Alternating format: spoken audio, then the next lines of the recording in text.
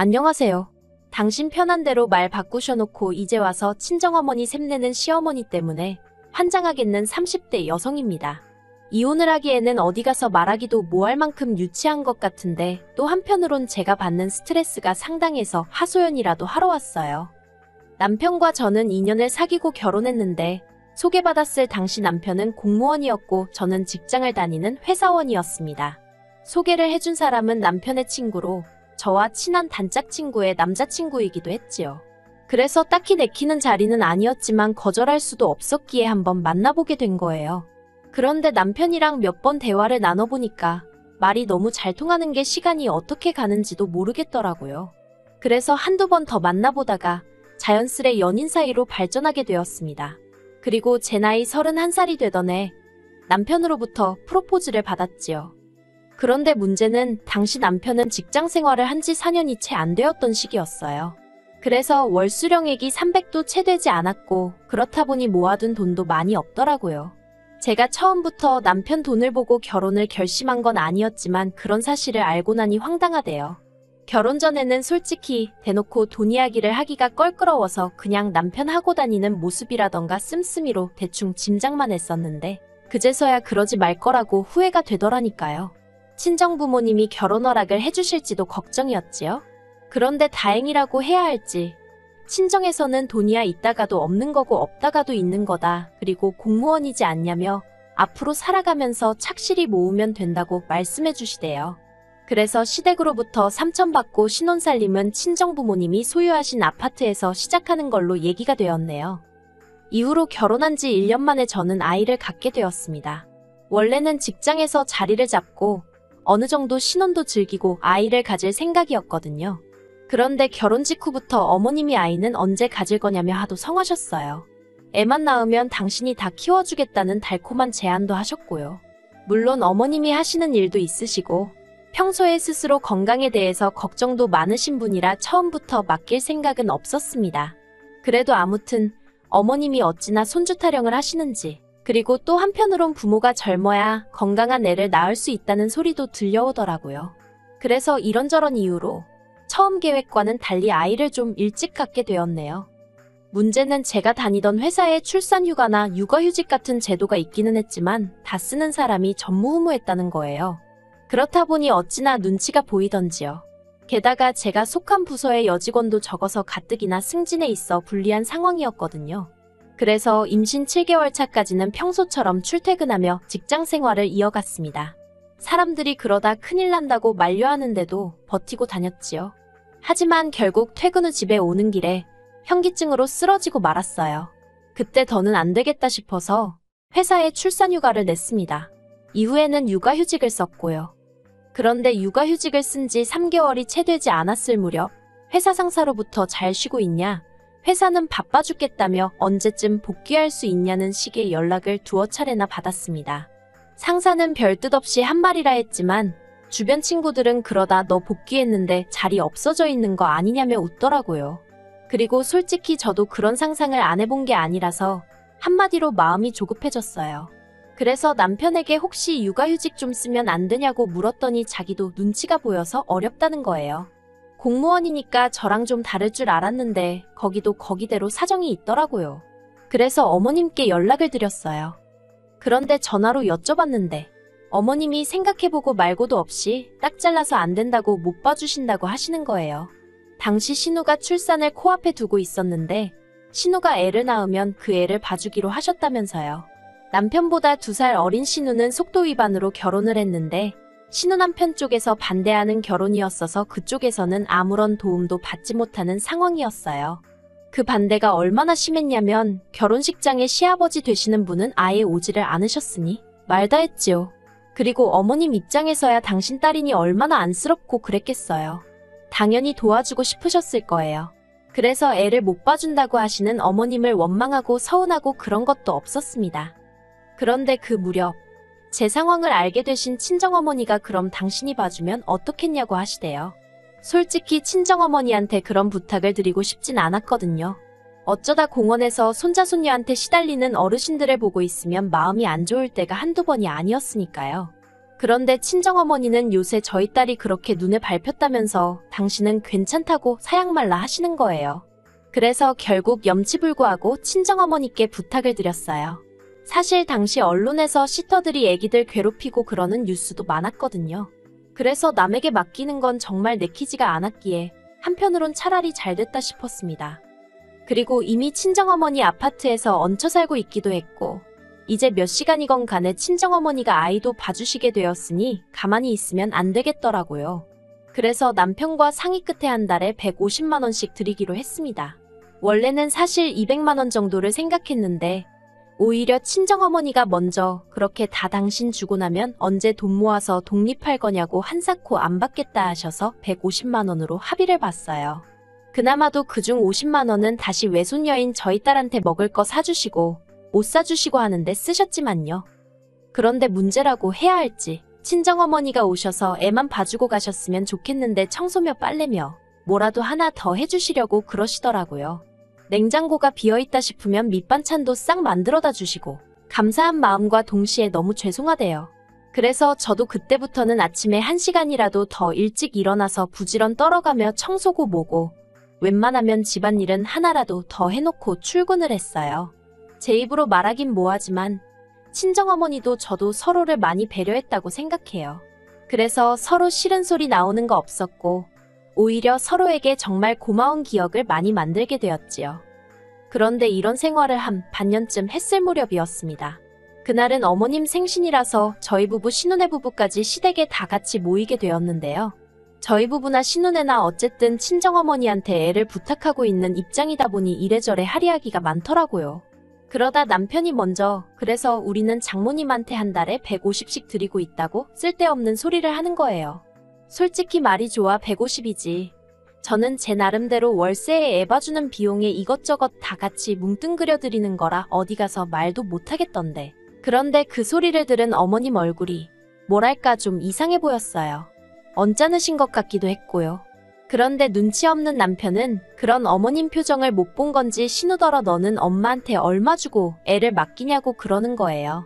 그러자 신우도 이내 표정이 안 좋아지고 그때 신우 남편은 담배 한 대 피고 온다며 자리를 비웠습니다. 그렇게 신우 남편이 자리를 비우고 나자 신우가 저희 남편더러 오빠는 무슨 그런 쓸데없는 소리를 하냐면서 짜증을 내더라고요. 그리고는 이내 저한테 불똥이 튀어서는 언니네 어머니가 그렇게 달라더냐며 무슨 딸한테 돈을 받냐는 거예요. 저는 저대로 그 말에 발끈해서는 그게 무슨 소리냐고 더 드린다 하는데도 안 받는다 하신다고 대꾸했습니다. 그러자 이번엔 어머님이 저희더러 처음에 당신한테 애 봐달라고 할 땐 돈 얘기는 안 하지 않았냐며 저더러 머리 썼네 그러시대요. 그래서 머리를 쓴 게 아니라 제가 가타부타 설명도 하기 전에 무조건 신혼에 애 봐줘야 한다고 저희 애는 못 봐준다 하셨지 않냐고 했어요. 서로 다들 바짝 날이 서가지고는 대화가 오가는 내내 정말이지 제가 잘못한 것도 아닌데 가시방석에 앉은 것처럼 불편하더라니까요. 그렇게 시댁에서 돌아왔고 남편도 저도 찜찜해하긴 했지만 서로 먼저 말은 안 꺼냈습니다. 그런데 이튿날 어머님한테 전화가 걸려왔어요. 저는 어제 일이 생각나서 좀 찜찜한 마음으로 전화를 받았고요.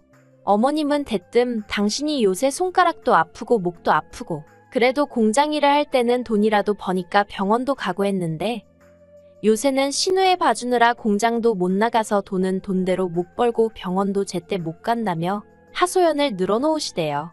저는 저대로 사무실이라 눈치가 보여서 빨리 들어가 봐야 하는 상황이었는데 말이에요. 그렇다고 앓는 소리 하시는 어머님 전화를 끊기도 뭐하고. 그런데 그때 어머님이 먼저 그래서 말인데 친정에 얘기해서 너네 엄마 못 오게 하랍니다. 이제 저희 애는 당신이 봐주시겠다고요. 그래서 제가 그럼 아가씨네 애는 어떡하냐니까 그거야 지가 알아서 할 일 아니겠냐대요. 지 애미 돈도 한 푼 안 주는 엑스라며 당신도 이제 신경 쓰고 싶지 않다나요. 듣고 있기가 참 거북하더라고요. 그리고 어쨌든 간에 그렇게 되면 신우랑 제 사이가 안 좋아질 건 불보듯 뻔한 일이었지요. 그리고 설령 신우가 괜찮다고 하더라도 처음부터 어머님이 도와주셨다면 모를까 친정어머니랑 스케줄 맞춰가며 자라고 있는데 이제 와서 어머님이랑 솔직히 친정어머니가 저희 집에서 애 봐주시는 거랑 어머님이 저희 집에서 애 봐주시는 건 아예 다른 이야기잖아요. 그래서 저도 딱 잘라서 그렇게는 안 될 것 같다고 거절을 했습니다. 그리고 어머님은 그런 저에게 화가 단단히 나셔서 전화를 끊으셨고요. 마음이 불편하긴 했지만 그래도 별 걱정은 하지 않았습니다. 솔직히 어머님이 억지를 쓰신 거니까요. 그런데 어머님의 억지는 거기서 끝이 아니었습니다. 저랑 전화를 끊자마자 그 길로 저희 친정어머니한테 전화를 하셨더라고요. 그리고는 당신 먹고 살기 힘든 이야기를 한참 늘어놓으시곤 다시 공장이라도 나가봐야겠다며 도와달라고 하시더래요. 그래서 친정어머니가 떨떠름하긴 했지만 뭘 어떻게 도와드리냐고 물으셨는데 저희 애 보면서 신혼의 애도 같이 봐주면 안 되겠냐 그러시더랍니다. 애 하나 보나 둘 보나 똑같지 않냐면서 집도 안 멀다고 저희 집에 갈 때 신혼에 들려서 애를 데리고 가란 식으로 얘기를 하시더래요. 친정어머니가 어이가 없어서 그게 말이 되냐고 반문하니 말이 안 될 건 또 뭐냐고요. 제가 이 이야기를 전해 듣곤 얼마나 황당했는지 몰라요. 친정어머니는 어머님이 스트레스를 많이 받으시나 보다며 걱정을 하시는 눈치였지만 저는 아무리 그래도 그렇지 어떻게 사돈한테 전화해서 그런 억지를 쓰실 수가 있나 싶어서 말이 다 안 나오더라니까요. 제가 남편더러 막말로 어머님 제 정신이신 거 맞냐고 어떻게 우리 엄마더러 신혼의 애를 봐달란 소리를 할 수가 있냐고 따졌습니다. 그러자 남편도 황당한지 말을 잇지 못하더니 전 솔직히 이때만 해도 남편이 제 편인 줄 알았어요. 아니 100번 양보해서 적어도 제 입장을 이해하는 줄 알았지요. 그런데 한참 동안 말없이 있다가 기껏 한다는 소리가 자기 어머니가 얼마나 힘들면 그런 말씀을 하셨겠냐는 겁니다. 그러면서 저더러 무조건 나쁘게만 볼 게 아니라 어떻게 어머님을 도와드릴 수 있을지 한번 생각을 해보라는 거예요. 어이가 없어서 안방으로 들어가 한참을 누워 있었어요. 어떻게든 끓어오르는 분을 삭히려고 말이지요. 그런데 도무지 참아지지가 않아서 다시 거실로 나왔습니다. 그랬더니 남편은 지가 뭘 잘했다고 TV나 보고 있는 게 아니겠어요. 제가 TV를 꺼버리곤 남편한테 그래서 어머님을 어떻게 도와드리자는 거냐고 따졌습니다. 그러자 남편이 한다는 말이 어머님이 신호해보면서 저희 애도 보게 하자고 그리고 장모님 들이던 돈 어머님 들이자대요. 그래서 정말 내키진 않았지만 그래 한번 두고 보자라는 생각으로 남편 말대로 해봤어요. 솔직히 일주일이면 어느 쪽이든 상황 판단이 되겠지 싶었으니까요. 친정어머니한테 상황을 설명하고 어머님께 친정어머니가 해주시던 스케줄 그대로 어머님께 넘겨드렸고 꼭 따라달라 부탁드렸습니다. 그런데 아니나 다를까 일주일 내내 저희의 하원 시간 하나 못 맞춰주신 거 그건 양반이에요. 심지어 콧물 흘리는 신우애를 데리고 저희 집에 오셔서는 저희 애까지 같은 가재수건으로 콧물부터 시작해서 오만 곳을 다 닦아주시고 결국 저희 애까지 아프게 되었습니다. 정말이지 어머님한테 소리라도 지르고 싶은 심정이었네요.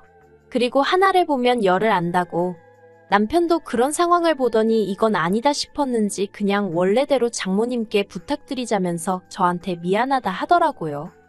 그런데 더 어이가 없는 건 어머님이 일주일 봐준 것도 봐준 거니 150만 원에서 50만 원은 줘야 할 거 아니냐입니다.